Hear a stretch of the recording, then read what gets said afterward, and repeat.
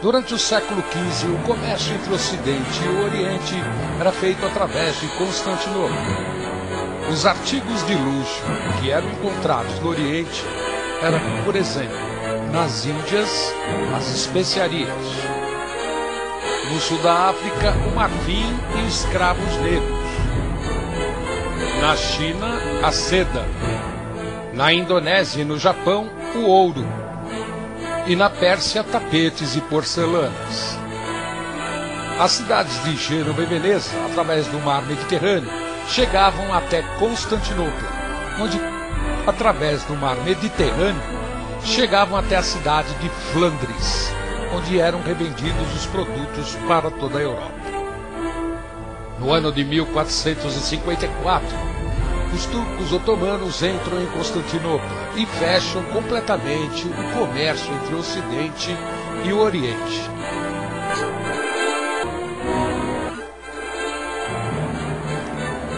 Foram contribuições para as conquistas marítimas os avanços efetuados na técnica de navegação em alto mar e o aprofundamento dos conhecimentos científicos alcançados pelos europeus no século XV. Entre os progressos técnicos estavam instrumentos como a bússola e o astrolábio, além de, claro, a caravela. Muitos desses equipamentos já eram utilizados por outros povos e foram aperfeiçoados e adaptados pelos portugueses na navegação marítima. Duas outras novidades estavam no campo bélico e foram decisivas para o domínio europeu sobre outros povos, a pólvora e o canhão, trazidos do Oriente. De posse da bússola, o astrolábio e da caravela, os europeus puderam ir mais longe com suas expedições marítimas. Os canhões e a pólvora, por sua vez, possibilitaram a conquista de terras de outros continentes. A expansão portuguesa começou em 1415, com a tomada de Ceuta, importante centro comercial destinado pelos muçulmanos no norte da África. Em seguida, Portugal ocupou as Ilhas da Madeira, Açores e Cabo Verde, no Oceano Atlântico. Aí a colônia portuguesa realizou uma experiência de colonização, implantando o cultivo da cana-de-açúcar. Essa experiência serviria mais tarde de modelo para a ocupação das terras americanas. A expansão estendeu-se ao longo do litoral africano, onde os portugueses obtinham produtos como pimenta, ouro e marfim. Em 1434, Gil Eanes venceu o desafio da ultrapassagem do Cabo Bojador, onde vários navegadores já haviam naufragado. Nessa mesma época, deram início ao tráfico de escravos africanos, levando-os para as colônias das ilhas do Atlântico, ao comercializá-los na Europa. Somente várias décadas mais tarde, entre 1487 e 1488, Bartolomeu Dias alcançou o Cabo das Tormentas, no extremo sul da África, rebatizando pelo rei de Portugal de Cabo da Boa Esperança.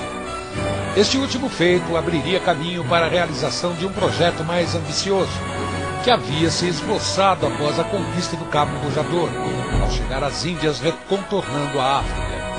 Em 1497, 10 anos após a viagem de Bartolomeu Dias, o rei Dom Manuel Venturoso entregou a Vasco da Gama o comando de uma expedição que deveria estabelecer relações comerciais com as Índias. 10 meses depois da partida, de maio de 1498, Vasco da Gama chega a Calicut, próspera cidade do litoral indiano.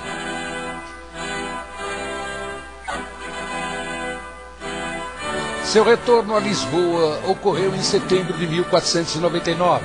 De sua expedição restaram apenas 2 navios e 55 homens, e a certeza de poder estabelecer uma rota comercial entre Europa e o Oriente, contornando o litoral da África.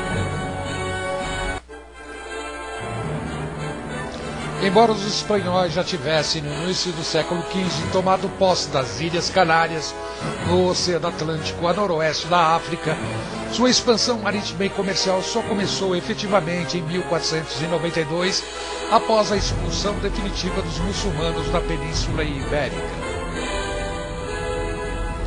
Ainda em 1492, uma expedição comandada por Cristóvão Colombo tomou posse em nome dos reis espanhóis de terras localizadas na região central da América. Colombo tinha a intenção de atingir o Oriente, navegando em direção ao Ocidente. Ao contrário do senso comum, defendia a ideia de que a Terra era redonda e não plana, como a maior parte da população acreditava ser. Navegando conforme seus planos, Colombo encontrou a atual ilha de São Domingos, na América Central. Imaginou ter chegado às Índias, por essa razão chamou de índios habitantes do lugar. O feito de Colombo criou um problema para Portugal. Supõe-se que os portugueses já desconfiavam da existência do território a sudoeste do Oceano Atlântico. Para tentar solucionar a disputa entre os dois reinos ibéricos, foi feita uma série de acordos. Contudo, somente em 1494 celebrou-se o acordo definitivo, o Tratado de Tordesilhas. Nele ficava estabelecida uma divisão de territórios entre portugueses e espanhóis. O Tratado de Tordesilhas. Para estabelecer os domínios do Atlântico foi necessária uma longa batalha diplomática entre Espanha e Portugal. Pouco depois da volta de Cristóvão Colombo, o Papa expediu, em maio de 1493, a bula Intercoetera, que reconhecia ao Reino de Castela o domínio sobre todas as terras que se encontrassem a oeste de um meridiano localizado a 100 léguas a oeste das ilhas de Açores e Cabo Verde. Portugal sentiu-se prejudicado, não aceitou a bula papal e exigiu uma negociação direta. O resultado foi o Tratado de Tordesilhas, assinado em 1494, em que os reinos ibéricos estabeleceram uma divisão do mundo. Segundo o tratado, terras a mares encontradas e por encontrar, desde que não pertencentes a nenhum rei cristão, seriam divididos entre Espanha e Portugal. O meridiano, que passa a 370 léguas de oeste das ilhas de Cabo Verde, foi tomado como linha divisória. As terras localizadas a leste pertenciam a Portugal e as restantes seriam da Espanha.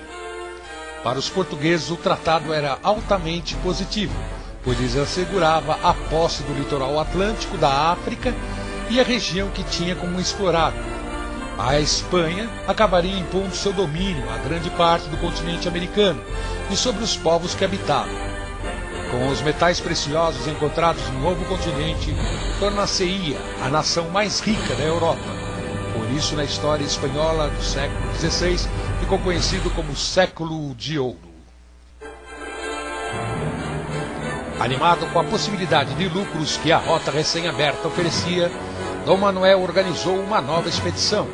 Seu objetivo principal era impor o domínio português sobre o comércio dos produtos orientais. Comandada por Pedro Álvares Cabral, a frota partiu em março de 1500, mas não tomou diretamente o rumo para as Índias. Provavelmente tinha um outro objetivo não declarado: tomar posse de uma enorme porção de terras no Atlântico Sul. Assim abandonou o litoral africano em direção ao mar aberto e em 22 de abril chegou às terras que denominou Ilha de Vera Cruz e que mais tarde passariam a se chamar Brasil. Depois de formalizar a posse das terras em nome de Portugal, Cabral enviou a Lisboa um navio com informações sobre a conquista e prosseguiu viagem em direção ao Oriente. Os europeus ainda não sabiam, mas a porção de terra encontrada fazia parte de um enorme continente que seria batizado com o nome de América e que desde 1492 era explorado na parte norte pelos espanhóis.